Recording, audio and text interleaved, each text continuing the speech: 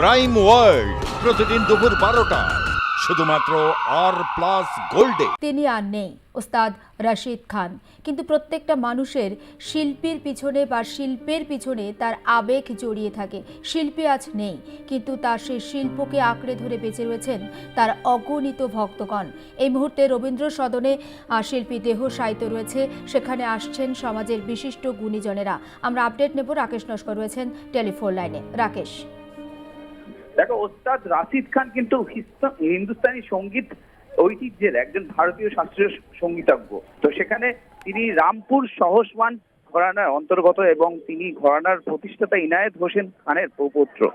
তার মৃত্যুতে কিন্তু অবশ্যই বলতে গেলে যারা সঙ্গীত জগতে রয়েছেন, যারা বলতে গেলে সঙ্গীতের স্নাতক, তারা কিন্তু এই মাপের একজন শিল্পী চলে যাওয়াতে সত্যি তারা মুমূর্ষু হয়ে উঠবে। কারণ বিমর্ষ হওয়ার কারণই হলো যে এই মাপের শিল্পী কিন্তু সবসময় পাওয়া যায় না। এই মাপের শিল্পী কিন্তু খুব সহজে আমরা কিন্তু তার সান্নিধ্যে কাজ বা শিল্পীরা খুব সহজে তাদের সান্নিধ্যে আসতে পারেন না।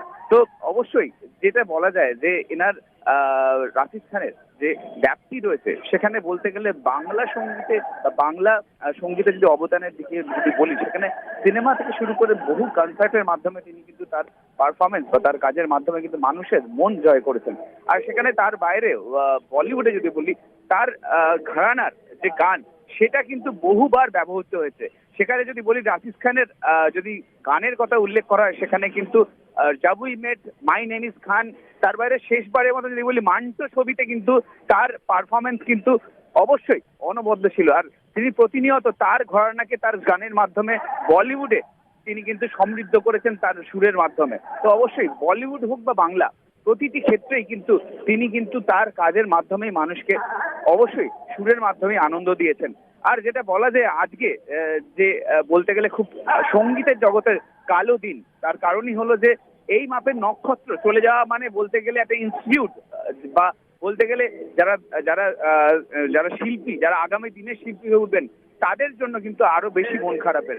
আর তাই জন্যই কিন্তু রবীন্দ্র সদনে কিন্তু আজকে অনুরাগীদের ভিড় সেইভাবেই উপচে পড়বে, সেই আশাই করা যাচ্ছে। কারণ ইতিমধ্যেই একের পর এক যারা অনুরাগী রয়েছেন, তারা কিন্তু শেষবার তাদের প্রিয় শিল্পীকে শ্রদ্ধার্ঘ জানাতে তারা কিন্তু এসেছেন। আর শুধু তাই নয়, সেখানে কিন্তু শিল্পী জগতের ব্যক্তিত্বরাও রয়েছেন। সেখানে ঊষা উথুপ রয়েছেন, হৈমন্তী শুক্লা রয়েছেন। তারা কিন্তু একদম দেহের পাশে তারা শেষবার তাদের বলতে গেলে তাদের প্রিয় শিল্পী, তাদের বন্ধু যারা একসাথে শিল্পী হিসেবে কাজ করে গিয়েছেন, তাদের বলতে গেলে সহকর্মী বলা যায়, যা তাদের যদি ঊষা উথুপ বা হৈমন্তী শুক্লার কথা বলি।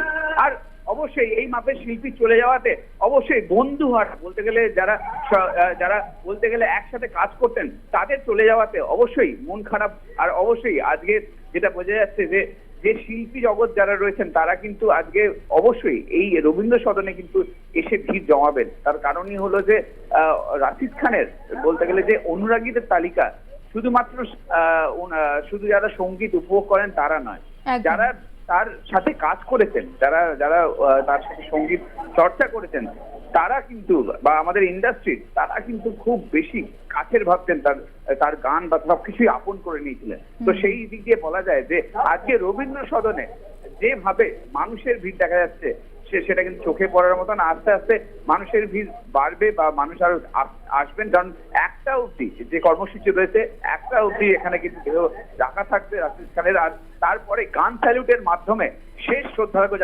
জানানো হবে। কারণ তিনি পদ্মভূষণ বা পদ্মশ্রী এই সম্মানে ভূষিত হয়েছিলেন। আর সেখানে এই মাপের একজন শিল্পীকে শেষবার স্যালিউট জানানো হচ্ছে অবশ্যই গান স্যালিউটের মাধ্যমে। একদম তাই। কথা হবে রাকেশ, আপাতত ধন্যবাদ। প্রয়াত ভারতীয় ধ্রুপদী সঙ্গীতের অন্যতম জনপ্রিয় শিল্পী ওস্তাদ রাশিদ খান। কথা বলছিলাম রাকেশের সঙ্গে। রাকেশ নস্কর ছিলেন আমাদের সঙ্গে। আমাদের অপর প্রতিনিধি সায়ন্তিকা বন্দ্যোপাধ্যায় রয়েছেন টেলিফোন লাইনে। সায়ন্তিকা, তোমার কাছে ঠিক কি আপডেট আছে? দেখো, একেবারেই এই মুহূর্তে রবীন্দ্র সদন জুড়ে অত্যন্ত শোকের একটা আবহ। একের পর এক মানুষজন আসছেন এবং সেই তালিকায় যেমন লকেট চট্টোপাধ্যায় রয়েছেন, সমীক ভট্টাচার্য রয়েছেন,